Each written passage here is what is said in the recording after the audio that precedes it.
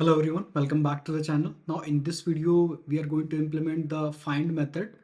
In this method, we are going to just pass a number which might or might not be available in the tree, and it will tell us whether it is available in tree or not.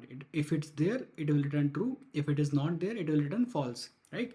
In last video, I have already explained you what is tree, what is binary search tree, what are the conditions for it, and we also implemented the insert method, which is right there. Okay, now we are going to implement this find method. Let's create that method right now. Okay, boolean. Now this is the value that we want to search for. Now this implementation also we want to do with help of recursion. Okay, so let's do that. For that, what do we want to create the find method. We want to pass the root and we want to pass the value. That's it. Let's create this method. Now in this method, what do we want? We want to pass the first thing. If root is equal to null, return false, basically telling that that value is not available. If root is not equal to null, then that means it has some value, right? So let's compare with that value. If root is equal to root dot value is equal to the value that we are looking for, then return true. That means the value is same as the root value, and so we are able to basically find that value, right? Let's say the value is not equal to the root value, right? So you might have left child or left child from the root, right?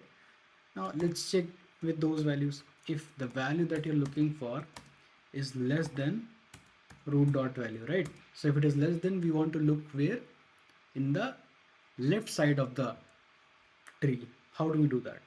So we want to return find root dot left child and the value that we are looking for. Else, what do we want to return? We want to check in the right side. So how do we do that? Return find root dot right child comma value. We don't need this return statement now. Let's remove that.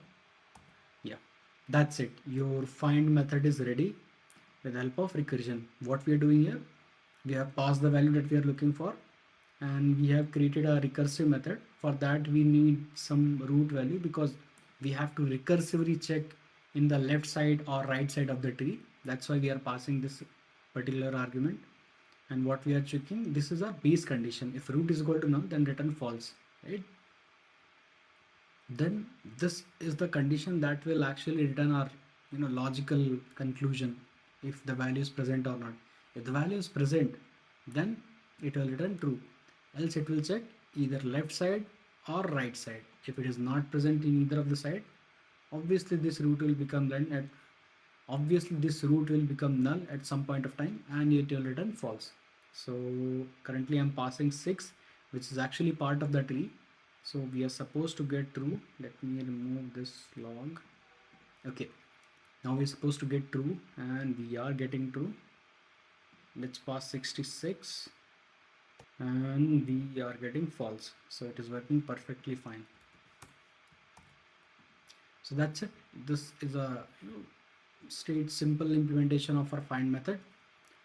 That's all I wanted to explain as part of this video. See you in the next one. May the source be with you.